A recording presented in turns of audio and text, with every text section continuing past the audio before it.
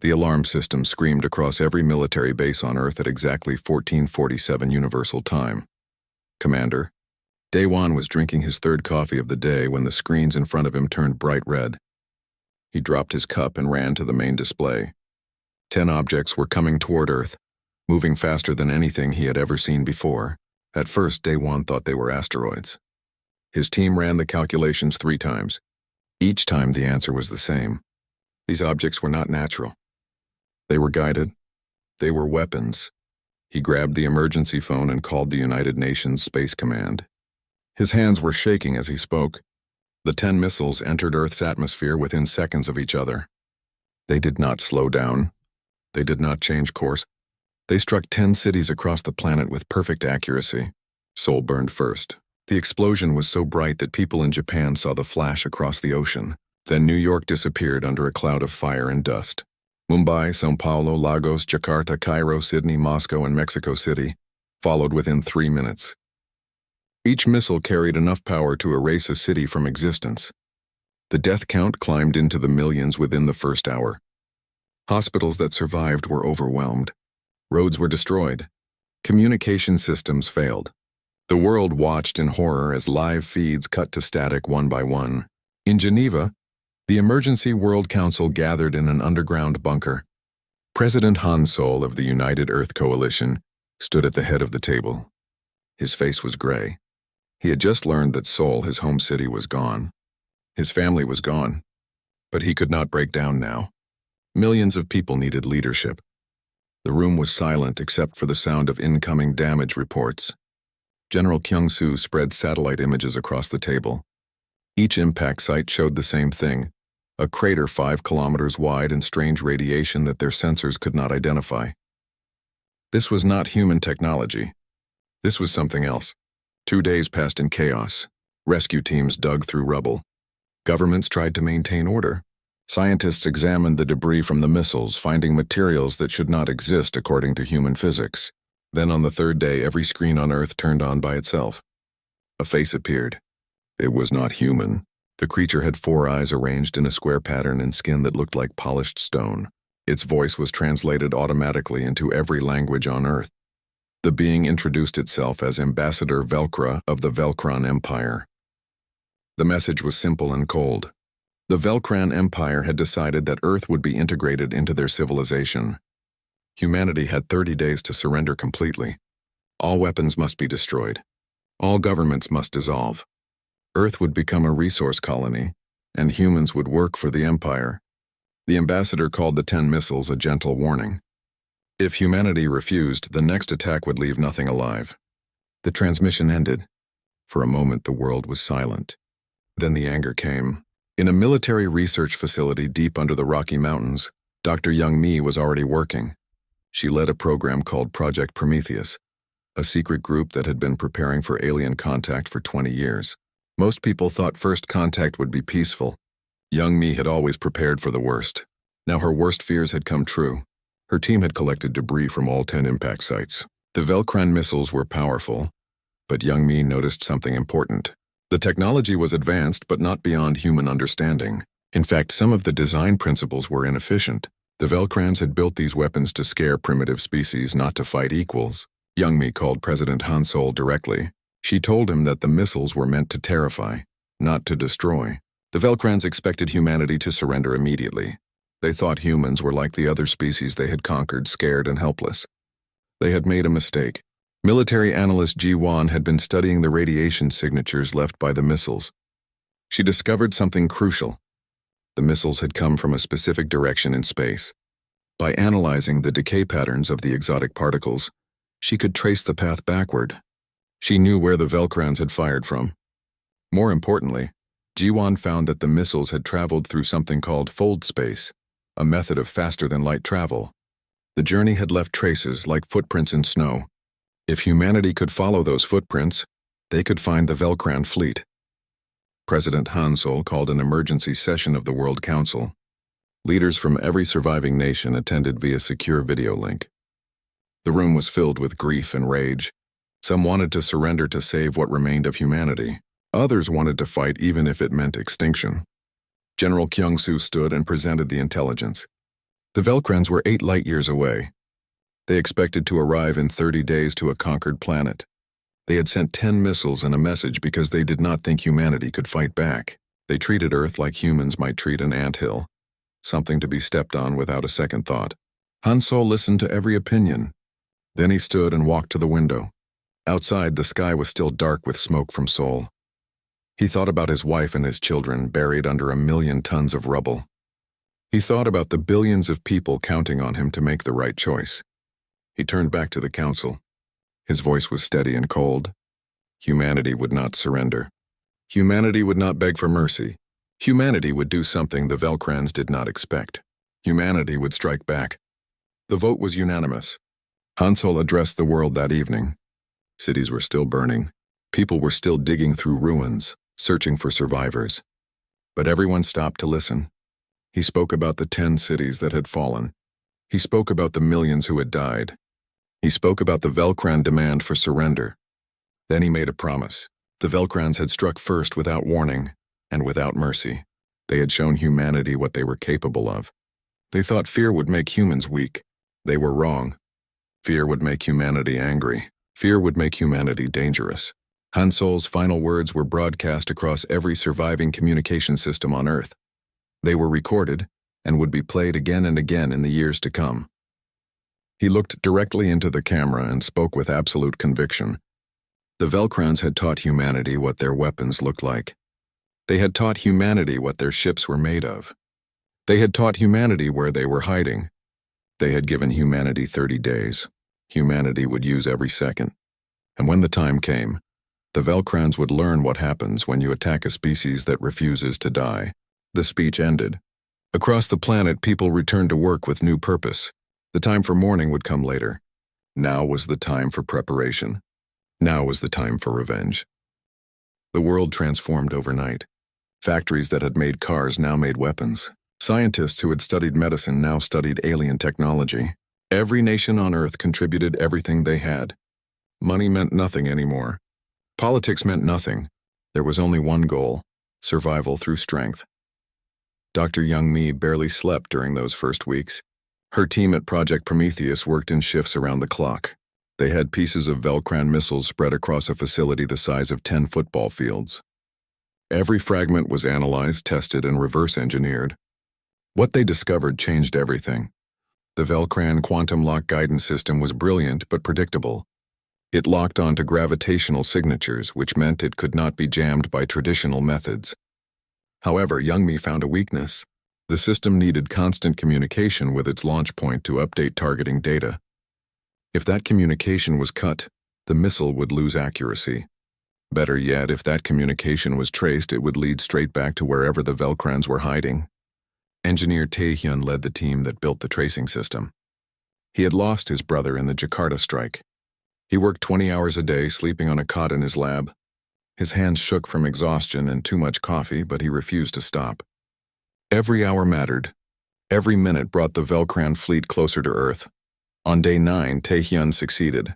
His equipment locked onto the quantum signature left by the missile guidance systems. The trace went through fold space, that strange dimension where faster-than-light travel was possible. The signal was faint but clear enough. He ran to find Young Mi, waving a data pad with coordinates displayed on its screen. The Velcran fleet was staging at a point 8 light-years from Earth. They were gathering ships and preparing for an invasion they thought would be easy. The quantum communications they had used to guide their missiles had betrayed their location. Humanity now knew exactly where to find them. General Kyung-soo brought this information to President Han Solo. The two men looked at the star charts in silence. 8 light-years. An impossible distance by conventional travel. But humanity had captured Velcran fold space technology. In theory, the distance could be crossed in days instead of decades. Han Solo asked the question that mattered most. Could humanity build ships capable of fighting the Velcrans? Could those ships reach the enemy fleet before the 30-day deadline expired? Could Earth go from victim to attacker in less than a month? Kyung-soo said yes. It would take everything Earth had. It would be rushed and dangerous. But yes, it could be done. The next phase began immediately. Shipyards in orbit worked without pause. Metal was hauled up from Earth on rockets that launched every hour. Assembly robots worked alongside human engineers in the vacuum of space. No one had attempted construction on this scale before. 50 warships in 3 weeks. It should have been impossible. Captain Hyjin volunteered for the most dangerous job. Someone needed to get close to the Velcran fleet and gather detailed intelligence. How many ships did they have? What were their capabilities? What were their weaknesses? The mission would require a small, fast ship with experimental stealth technology. The chances of survival were nearly zero. Hyjin had been a test pilot before the war. She had flown experimental aircraft that killed most pilots who tried them. She had survived because she was skilled and lucky. She knew her luck would eventually run out. She wanted it to run out doing something that mattered. Her ship was called the Invisible Hand. It was barely larger than a fighter jet, but equipped with fold space drives and Velcran stealth technology that Young Mi's team had adapted. The hull absorbed sensor signals instead of reflecting them. On scanners, the Invisible Hand would look like empty space. In theory. Hyjin launched on day 14. She said goodbye to no one because there was no one left to say goodbye to.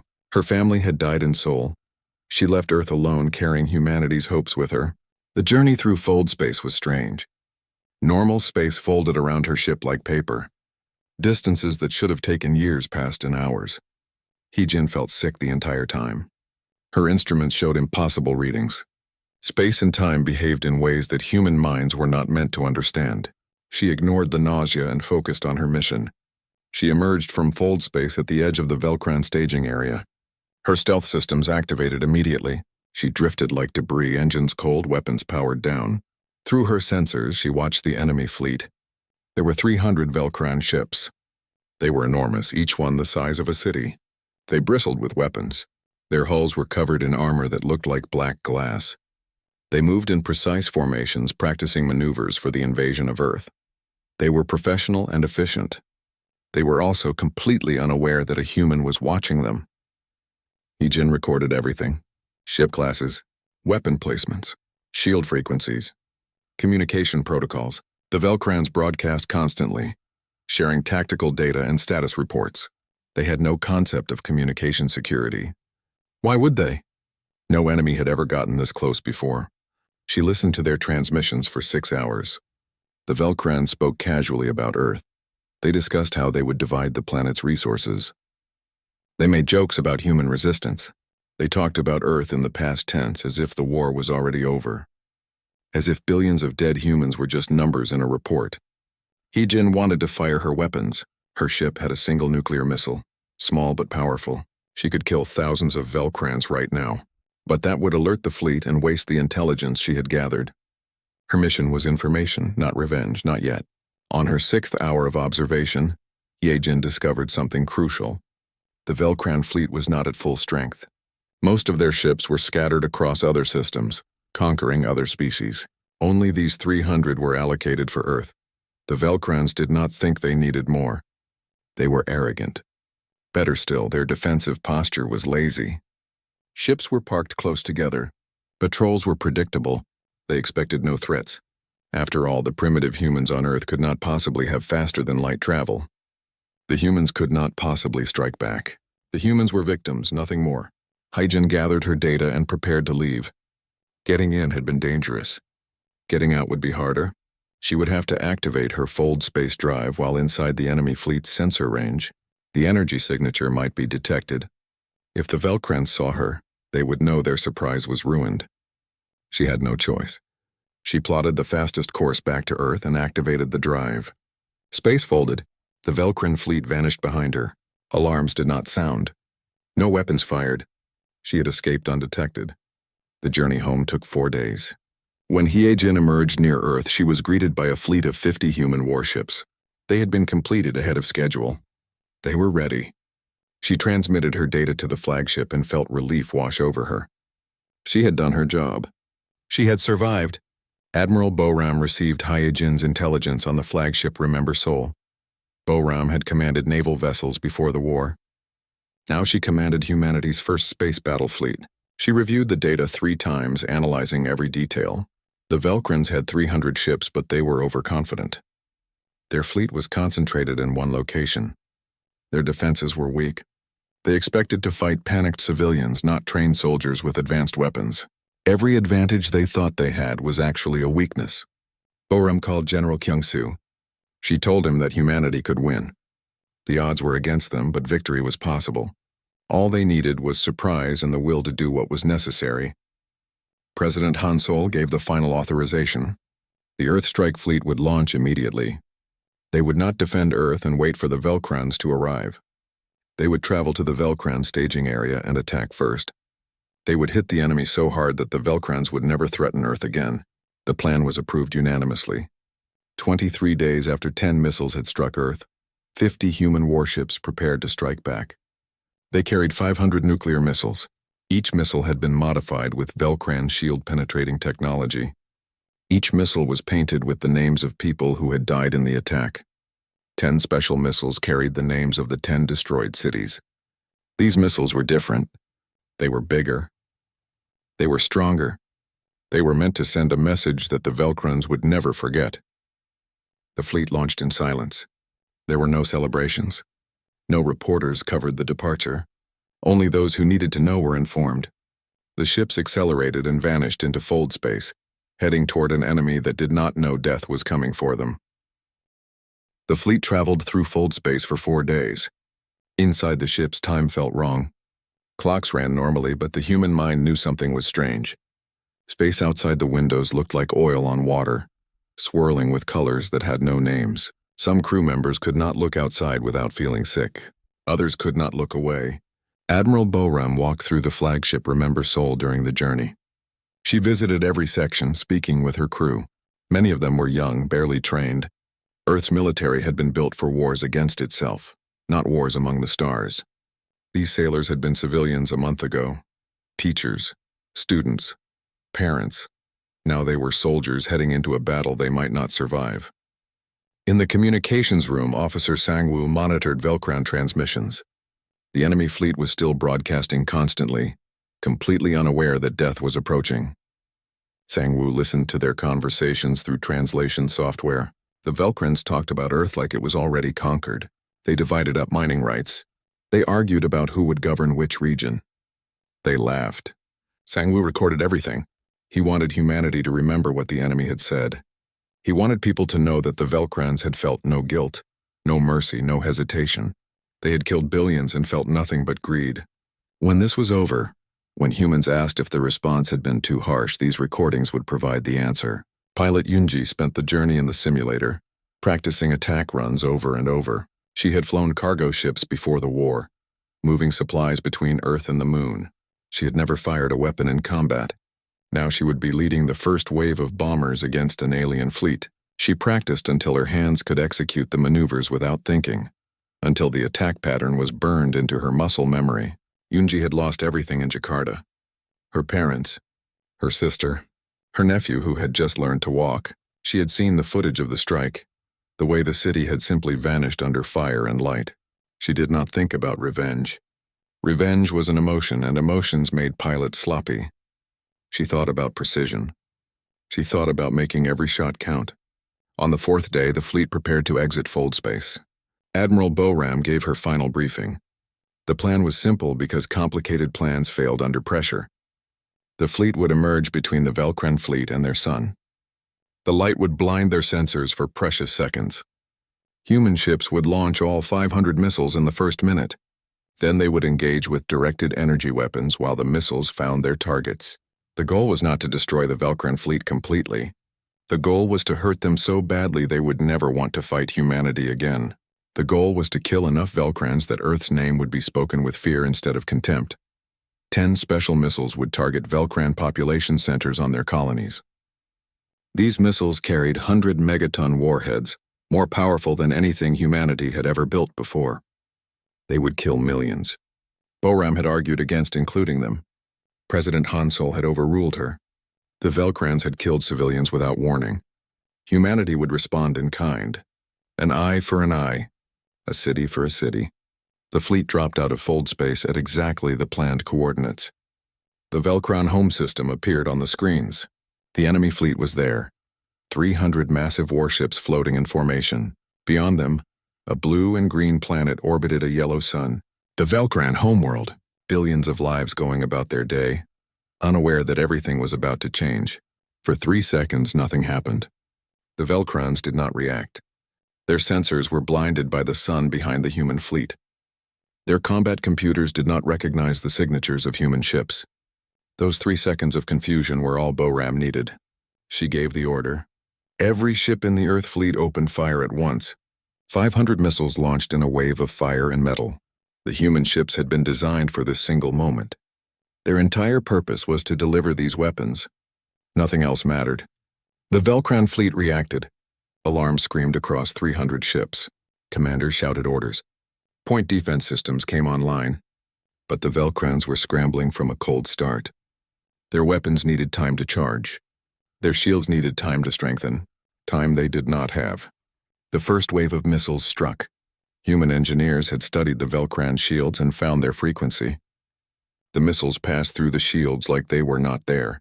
Explosions blossomed across the enemy fleet. Armor that had seemed invincible cracked and melted. Atmosphere vented into space. Ships that had been pristine moments ago now burned. The Velcran fleet returned fire. Energy beams cut through space, striking human ships. The destroyer Defiant took a direct hit and broke apart. The cruiser Mumbai's Fury lost its engines and went spinning into the dark. Human ships were smaller and weaker. Every hit was devastating, but the humans kept coming. They flew like they had nothing to lose because most of them truly had nothing left to lose. Yunji led her bomber squadron through the Velcran formation. Enemy fire filled the space around her. She flew through it, her hands steady on the controls, her mind focused on the target. She released her payload and broke away. Behind her, a Velcran battleship shuddered as nuclear fire consumed its reactor. The battle lasted 6 hours.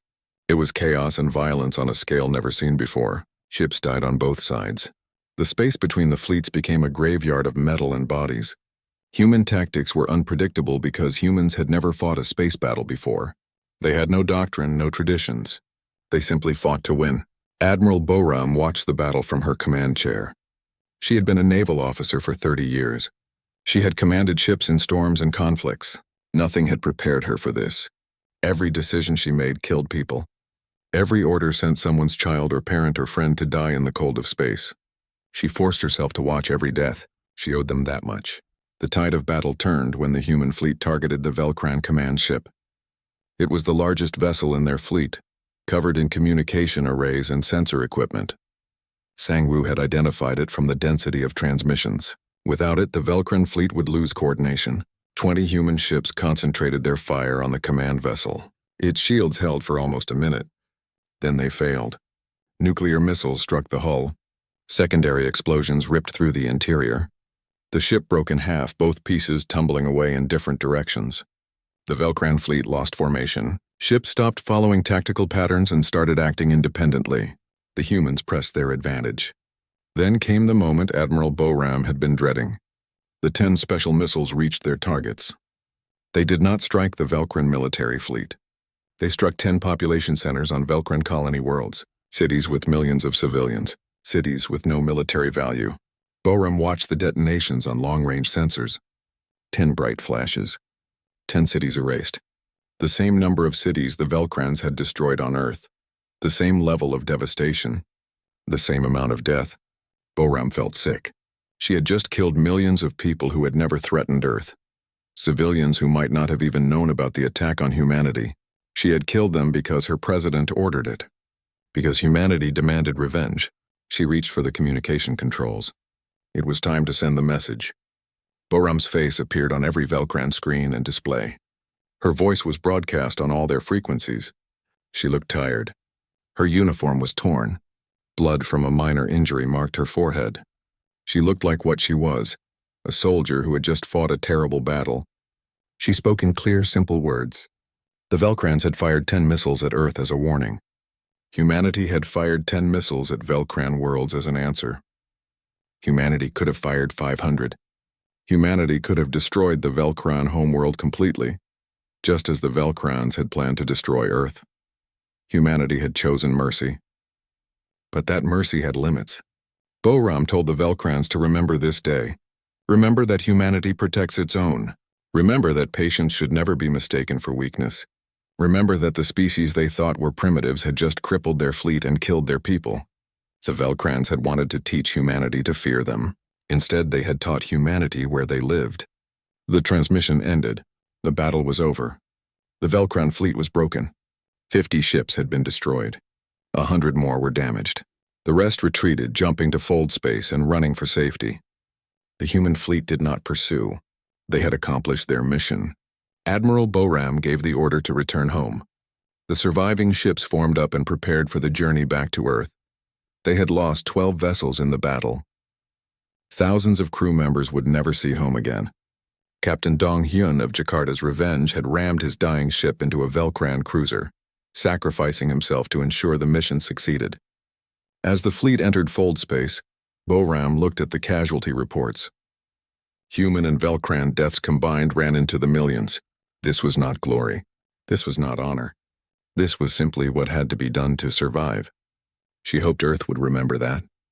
She hoped history would understand, but she was not sure she could ever forgive herself.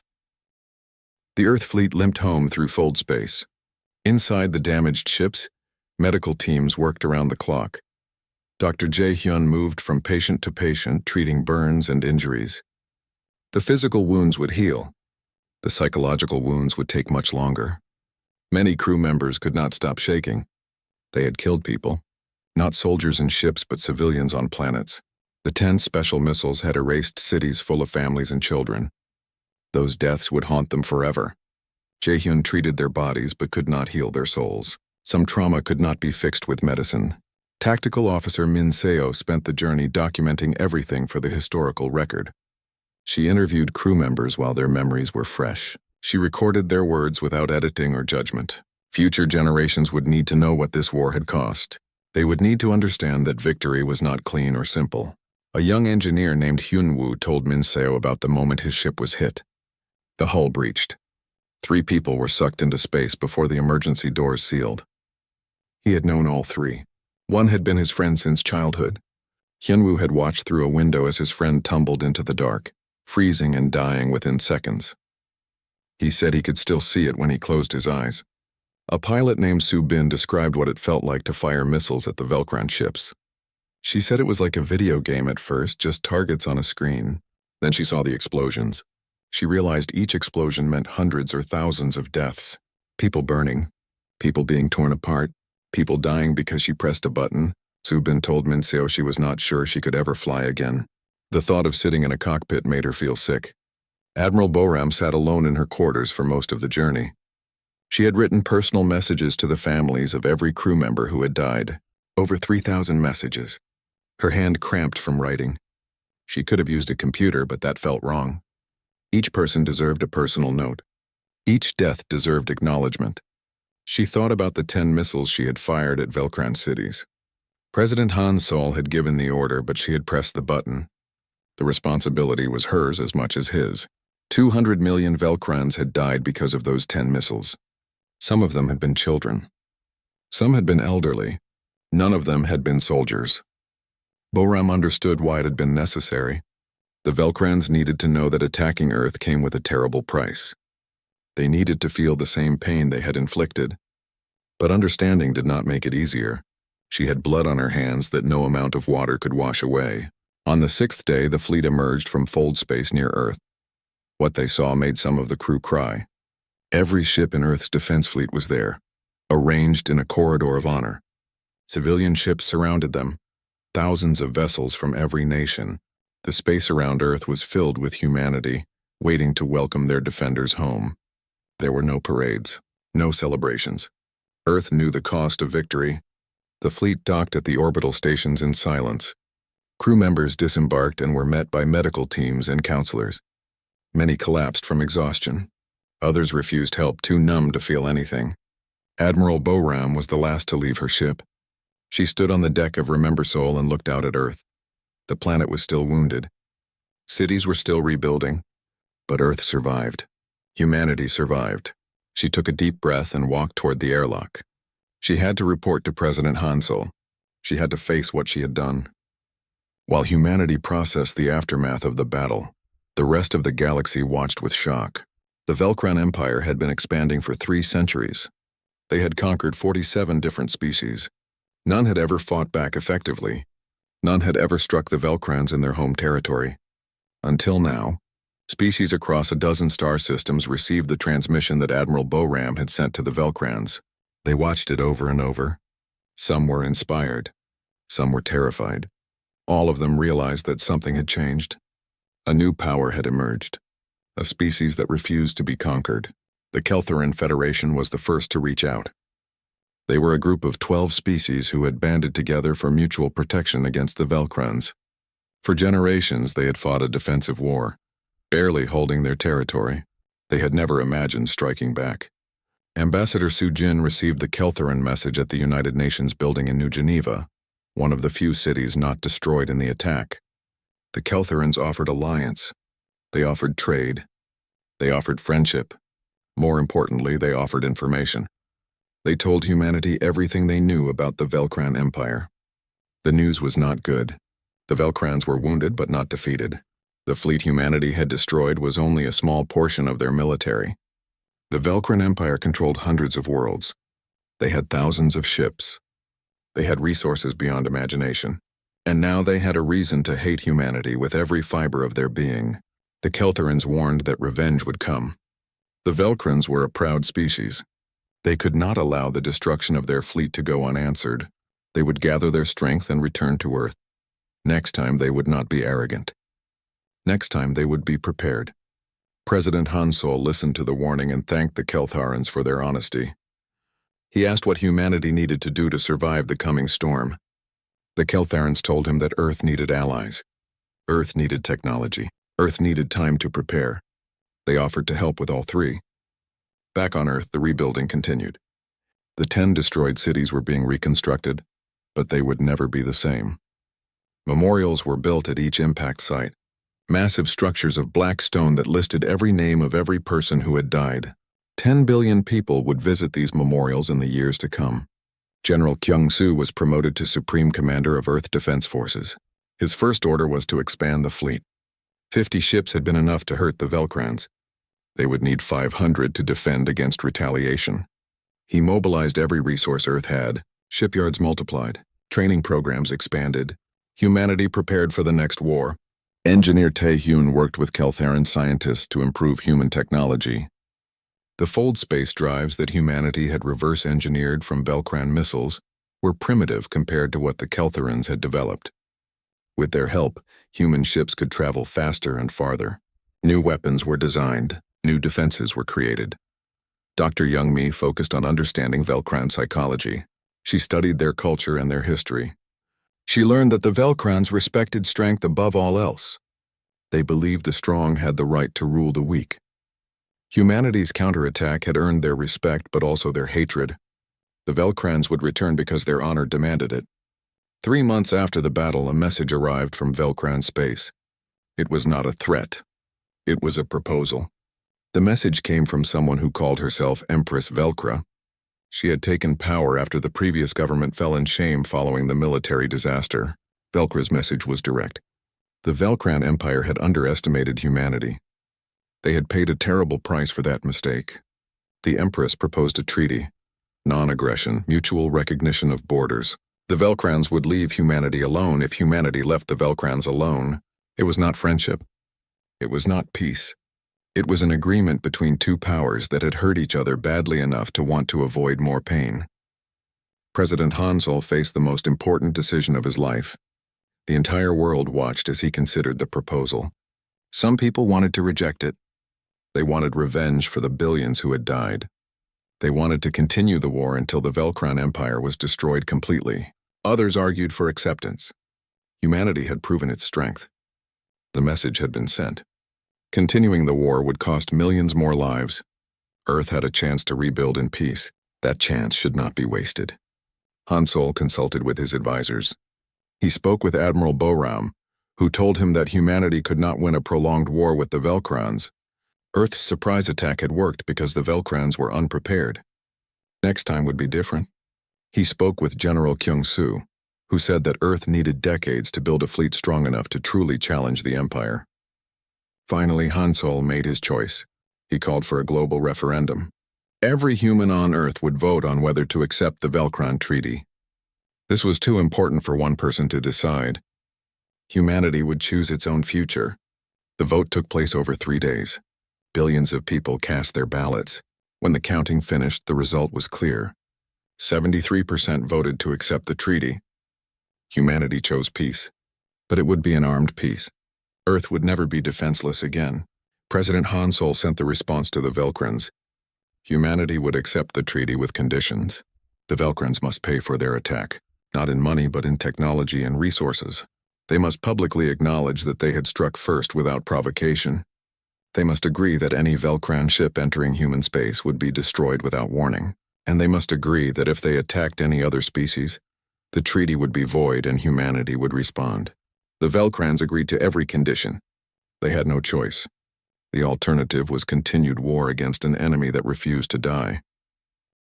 5 years passed. Earth transformed in ways no one could have imagined before the war. The planet that had been attacked and nearly broken now stood as one of the major powers in the local galactic region. The nations that had fought each other for thousands of years now worked as a single unified force. War with the Velkrans had given humanity something it had never truly had before: purpose and unity. The 10 destroyed cities had been rebuilt. New soul rose from the ashes of the old. Buildings reached toward the sky, taller and stronger than before.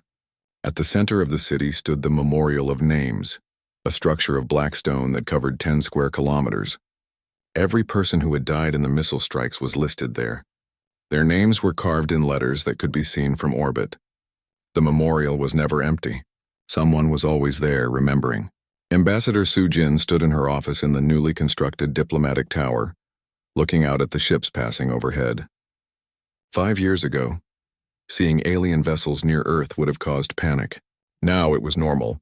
Ships from the Keltheran Federation arrived daily, bringing trade goods and technology. Other species had started making contact as well. Species that had heard about humanity's war with the Velkrans and wanted to meet the warriors who had won. The Terran Alliance, as humanity's government now called itself, had grown beyond Earth. 12 colony worlds orbited distant stars, each one protected by defense stations and military fleets. Humans lived and worked in places their ancestors could never have imagined. Mars had been fully terraformed. The moons of Jupiter hosted mining operations that supplied the shipyards. Humanity had become a spacefaring civilization in less than half a decade. General Kyung-Soo, now Supreme Commander of all Terran military forces, reviewed reports from across human space. The fleet had grown from 50 ships to 5,000. Shipyards orbited every major colony, constantly producing new vessels. Humanity had learned the lessons of the war. Never be unprepared, never be weak, never give an enemy reason to think attacking Earth would be easy. The military academies trained a new generation of officers. They studied the Battle of Velkra, as historians now called it. They analyzed every decision Admiral Boram had made. They learned about the cost of war and the weight of command. The academies taught strategy and tactics, but also ethics and restraint. Humanity had power now. Power had to be used wisely. Engineer Tai Hyun had become one of the most important people in human space. His work on fold space technology had advanced faster than anyone expected. Human ships could now travel 20 light years in a single jump. Exploration vessels mapped new star systems every week. Humanity was expanding, but carefully. Every new system was surveyed for existing life. Humanity had been victims of aggression. They would not become aggressors themselves. Dr. Young-mi led the Xenocultural Institute, an organization dedicated to understanding alien species. She had teams studying Velkran, Keltheran, and a dozen other cultures. Her goal was to prevent future wars through understanding. If humans knew what motivated other species, they could avoid conflicts before they started. Sometimes force was necessary, but force should always be the last option, not the first. The Velkran Empire had changed as well. Empress Velkra ruled with a philosophy very different from her predecessors. She had seen what happened when the Empire attacked without understanding its enemy. She had lost her own family in humanity's counterattack. The pain had taught her that conquest was not always the answer. The Empire still existed. It was still powerful. But it had learned caution. Trade between the Velkrans and humanity remained minimal. Neither side had forgotten the war. The treaty held because both sides knew the cost of breaking it. Velkran ships stayed out of human space. Human ships avoided Velkran territory. It was not friendship, but it was stable. Sometimes that was enough. Other species began applying to join the Terran Alliance. The Keltharans were first. Their 12 species had been allies from the beginning, and formalizing the relationship made sense. 3 other independent species followed. They were small civilizations, worried about being conquered by larger empires. They saw humanity as protectors. The alliance grew. Admiral Bo-Ram had retired from active service. She taught at the Naval Academy now, training the next generation of fleet commanders. She was honest with her students about the Battle of Velcra. She told them about the people who had died. She told them about the moral weight of command. She showed them the recordings of Velcran cities being destroyed and forced them to watch. Her students needed to understand that victory was not glorious. War was not an adventure. Every decision in combat killed people. Sometimes those decisions were necessary. Sometimes they saved more lives than they cost.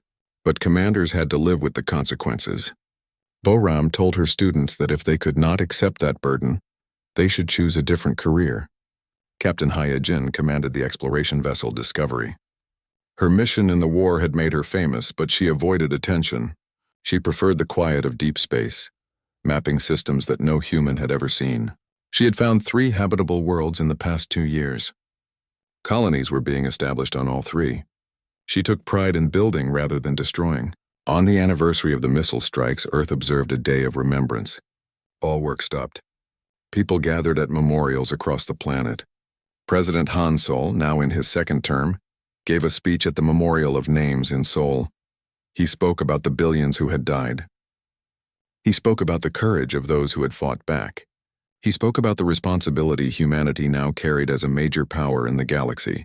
Han Sol reminded the people that Earth had not started the war.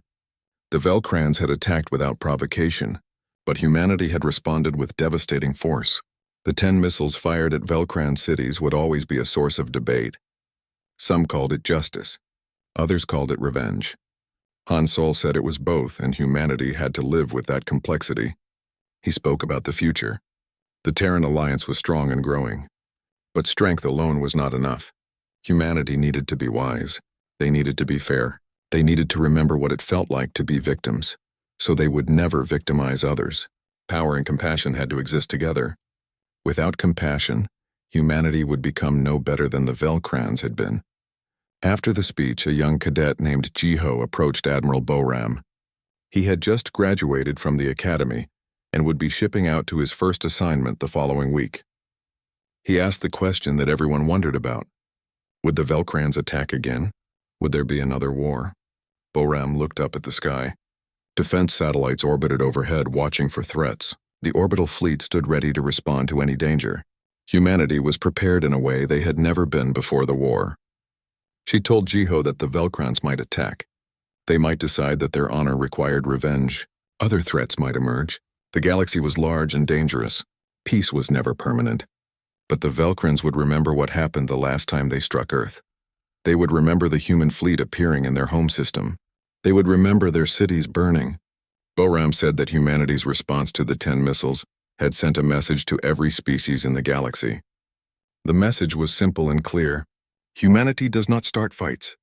Humanity tries to be peaceful, but if you attack Earth, humanity will strike back harder than you can imagine. Not out of cruelty, but out of survival. Not because humans are warriors, but because humans refuse to be victims. She told Jiho that 10 missiles had hit Earth 5 years ago. Humanity had answered with 10 of their own, and the willingness to launch 500 more if necessary. That was not a threat. That was a promise.